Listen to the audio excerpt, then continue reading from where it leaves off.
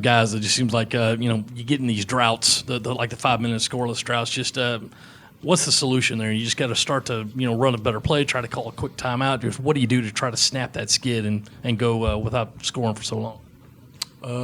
Well, personally, I felt like we did a very good job of getting good looks. I feel like we didn't take too many tough shots, but that comes back to our work ethic, getting in the gym, being able to knock down those open shots.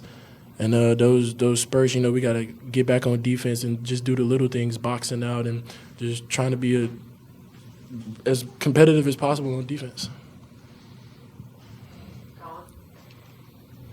GG, 30 points on 21 shots tonight. I guess that's probably your most efficient game since Kentucky. What's this stretch been like for you in SEC play, trying to learn while trying to go up against guys who are probably 2 or 3 years older than you? What's that process been like, and how good, despite the loss, did today feel from a scoring perspective? God is definitely putting me and my teammates through a very, very big test, and he showed what the team can be capable of in that Kentucky game. And I feel like it's up to us, like I just said, to be competitive as possible, to want to go out there and get it. But, tonight, I felt kind of good, and I was just trying to get my teammates, to get on the same page as me. Like, Hayden was on the same page as me, and we was both trying to get downhill, have as much energy as possible. Gigi, from the last time you guys played a ranked team with Tennessee to, what you were able to do today, what do you feel like has changed so much for you in the last couple of weeks to be able to have the performance you did tonight against a team like Auburn? Just being coachable, really, because that Tennessee game, I definitely settled a lot, and I could have tried to get to the basket to get fouled. And Coach Tanner Brunson, he works out with me every other morning, and we just work on ripping the ball, getting to the basket, and ripping the ball and getting to the basket. So just being coachable helped me tonight.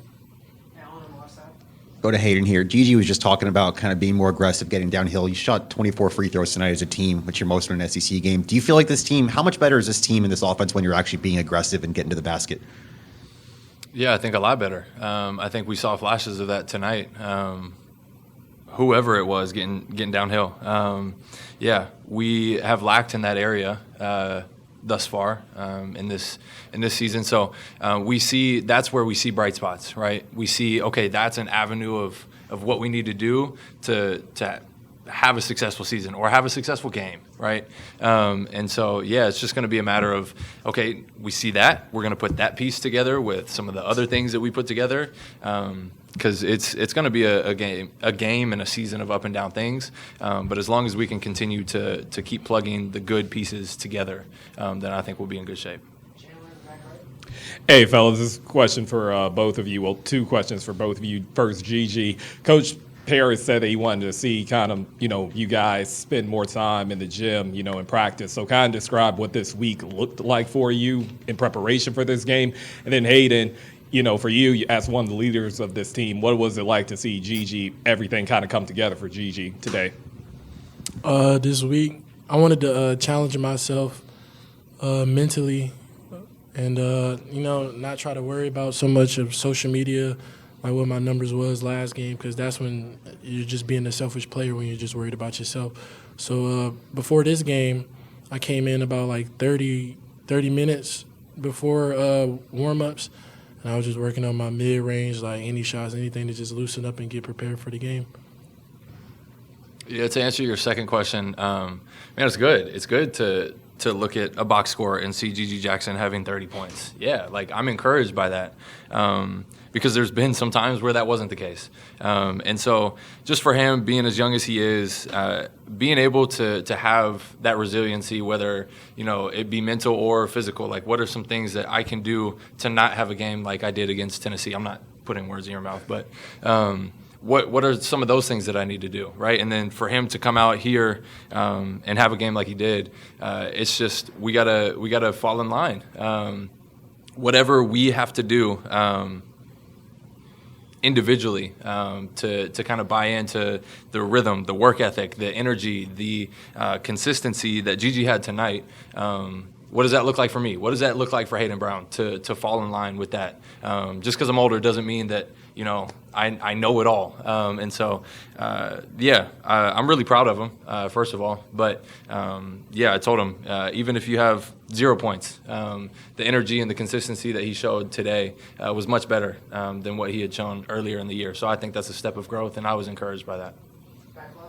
Hey guys, this is for both of you. What challenges did Auburn present offensively, especially because they were so focused on driving to the basket with dunks and transition scoring specifically? It's for both of you guys. I feel like we could have got back more, and that was one of the things in this. The scout was like they were really good in transition, and we were trying to keep Wendell, he's a great player. We tried to keep him contained as possible, but he definitely got his teammates involved a lot. And I guess we kind of had a lot of our focus on just him. And then, like, defensively, they did a lot of switching, and I guess that kind of confused us.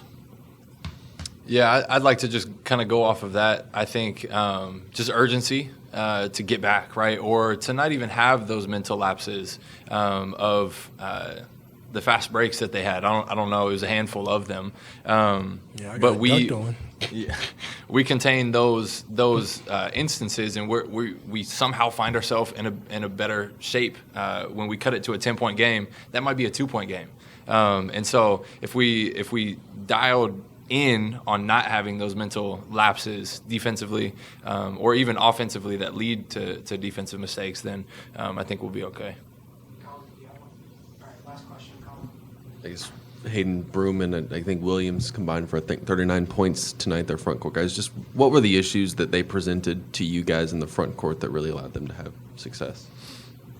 Yeah, both of them very skilled players. I think as far as Broom was concerned, I think he's just very skilled around the basket. And like what Gigi was saying about Wendell Green, I think like he was finding him. And there's those mental lapses that we were having that both of us were kind of talking about. It's an easy layup, whether it's Johnny Broom or one of their other guys. It doesn't matter. Credit to both of them. They're both really talented players, but we gotta nip that mental lapse in the bud so we don't have performances like that going forward. Appreciate it, fellas. Yeah, appreciate you guys. Thank y'all.